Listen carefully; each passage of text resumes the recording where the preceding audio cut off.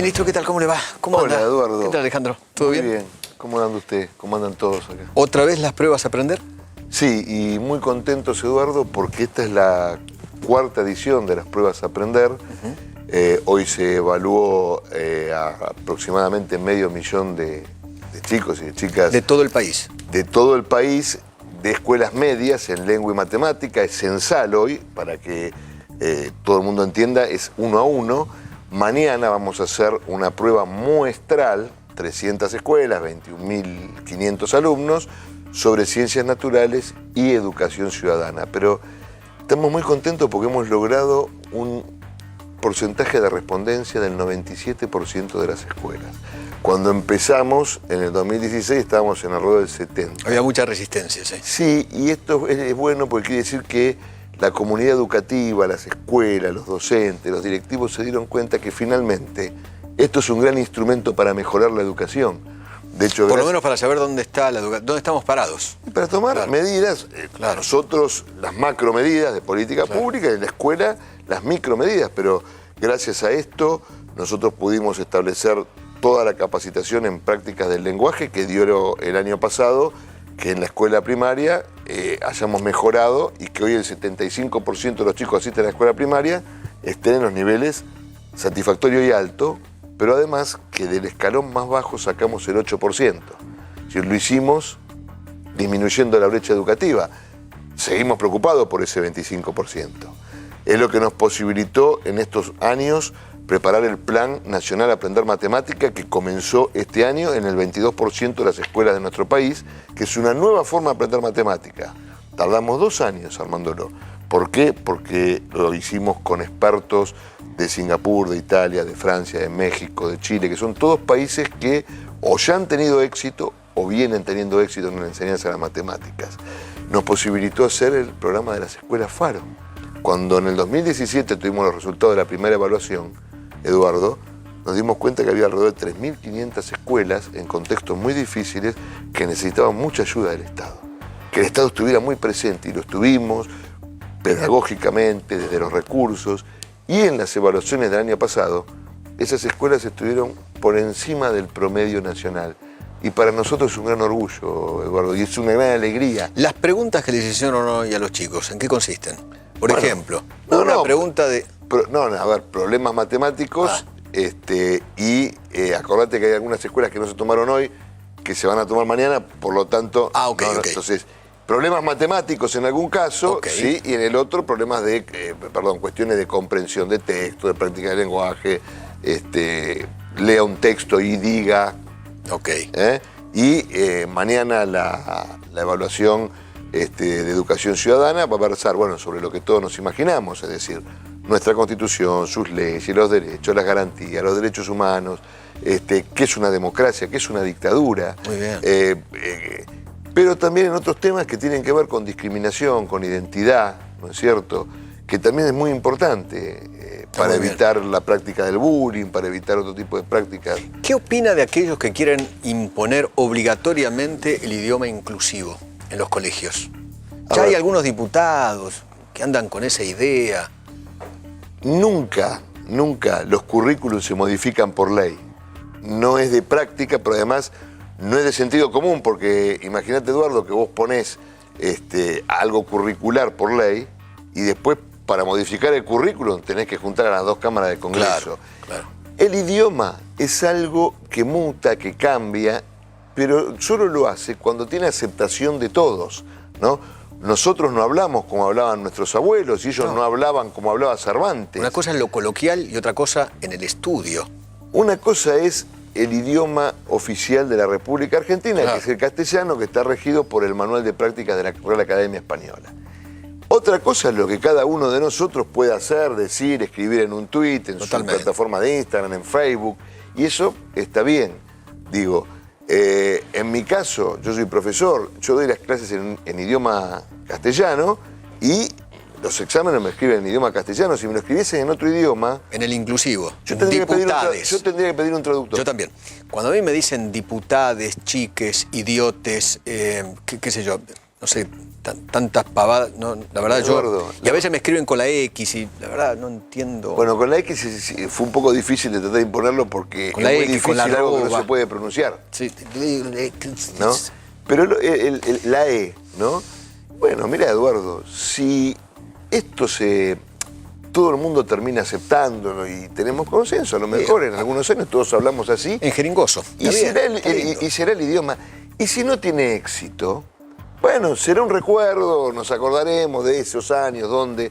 Pero no, yo creo que no hay que hacer ni un drama. Pero yo creo que, a ver, hay rectores de colegios que lo quieren imponer, hay directores de escuelas que lo quieren imponer, profesores que lo quieren imponer en las aulas. Bueno, a ver, lo que yo contesto en ese caso es, ¿sería válido, por ejemplo, un decreto del presidente de la República escrito en un idioma que no sea el castellano? No. No sería válido, ¿no? Pero hay resoluciones provinciales que sí se escriben en... Esta es una disputa cultural, Eduardo. Y de nuevo, si todo el mundo está de acuerdo en ello, bueno, entonces se hablará así. Y si no, será una anécdota en algunos años, ¿no? A mí, digamos, cuando vos lees un libro, ¿no? Viene en castellano, inclusive cuando se traduce, quien traduce, ¿no? Un libro, lo traduce en castellano, ¿no? A lo mejor, si la traductora es mexicana o española, tenemos algunos giros, algunos modismos. Claro. Y es así. Es así. Usted es profesor de historia, ¿no? Yo soy docente de historia de las ideas políticas. Si yo le hablo de reforma agraria, ¿cuánto atrasa en la historia del planeta? 100 años, me hace acordar a la Revolución Mexicana de 1917, Venustiano Carranza y todo eso. A la 100 años de atrás. México, sí. Si yo le digo que hay un dirigente social conocido, Juan Grabois, que quiere la reforma agraria en el próximo gobierno, ¿me cree? Y la verdad, sí, Eduardo, ¿usted le creo? ¿Se lo puedo hacer escuchar? Porque por ahí lo digo yo y es... No, yo creo, creo a usted y a toda su mesa. Grabois. Dentro del frente de todos, pero sí hay un fuerte consenso dentro de los movimientos sociales y populares. Hay que avanzar con una reforma agraria, que implica necesariamente la redistribución de la tierra, que implica que no puede haber en la Argentina terratenientes, nadie puede tener más de 5.000 hectáreas. Esas extensiones de tierras no pueden ser, son injustas, no pueden ser posibles en nuestro país.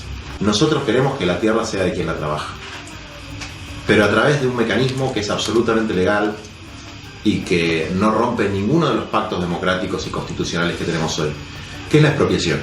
La expropiación de 50.000 parcelas. ¿Qué le parece? En realidad, Eduardo, lo que me parece es que esto, en primer lugar, no está en la agenda de nadie seriamente en la Argentina. Sí me resulta un poco espeso que se cuestione la propiedad en la República Argentina. Tremendo. ¿No? Es uno de los pilares de nuestra Constitución, la propiedad privada. Nunca en la Argentina se tocó la propiedad privada. Claro, uno de los pilares. Y después, por otro lado, sí, y no quiero entrar ni en una polémica, creo que tenemos que ya habrá tiempo en la campaña electoral, pero los problemas del campo hoy son otros. Los problemas del campo son las cuencas, a ver cómo las tratamos para que haya agua o para que no haya exceso de agua, son los caminos para que salga la producción, es la biotecnología, ¿sí? Para poder hacer mejor en nuestras producciones, es la forma en la que nosotros hacemos de nuestras materias primas productos elaborados. Yo creo que esa es la temática de nuestro campo hoy, pensando en el siglo XXI, ¿no? Por último, me gustaría una lectura suya de por qué el gobierno, digamos, no le fue bien, no quiero decir perdió, porque nadie ganó y perdió, sino uno fue más votado que otro, un candidato más votado. ¿Por qué Macri fue menos votado que Alberto Fernández? Porque yo creo que nosotros empezamos un plan de reformas que necesariamente tenía que ser muy profundo, dada la magnitud del desastre que habíamos heredado, y creo que en esa reforma profunda nosotros no advertimos lo suficientemente a tiempo el gran sacrificio que estaba haciendo nuestra clase media, ¿no? Y yo creo que fue esa clase media la que el 11 de agosto nos quiso dar un tirón de orejas y se quedó con la oreja en la mano. Y nosotros escuchamos eso, porque no hay que estar enojado con el voto, hay que saber leer el voto. Totalmente. Por eso, Eduardo, hemos comenzado con una serie de medidas de estímulo para la clase media. En este caso, que fueron anteriores, en este caso, vos fíjate que estas medidas están hechas para cuidar los depósitos de los argentinos, de los ahorristas, de las personas, ¿sí? Y para que el dólar no arrastre a la inflación y con ello perjudique el bolsillo de la gente. Yo recién escuchaba al señor de la Cámara Inmobiliaria. Yo creo que va a tener una solución eso. Bien. Porque fue hablado en gabinete, porque además es correcto, y creo que de una u otra manera va a tener una solución. Estamos trabajando en este momento para que la clase media sepa que hemos entendido el mensaje, que comenzó el momento de la clase media, porque nosotros, digamos, a la gente de menores recursos la cuidamos en todo este tiempo y producto de ello es que no hubo ningún problema, digamos, social. Pero creo que no advertimos a tiempo el sufrimiento de la clase media. Usted sigue en carrera como candidato a intendente en La Matanza. ¿Cómo está esa campaña? Bueno, yo sigo siendo y trabajando porque lo hago hace muchos años en La Matanza, pero campaña no hay hasta que empiece legalmente. Hasta el 1 de septiembre, ¿no? Claro, tal cual. Y va a ser como siempre, con mucha fuerza, con mucho optimismo. ¿Tiene ganas de ser el intendente de La Matanza? Yo tengo ganas de seguir representando la voz de los que quieren cambiar en La Matanza, en la provincia y en el país, ¿sí? Y creo que tenemos que hacer un gran esfuerzo todos para que siga este proceso de cambio.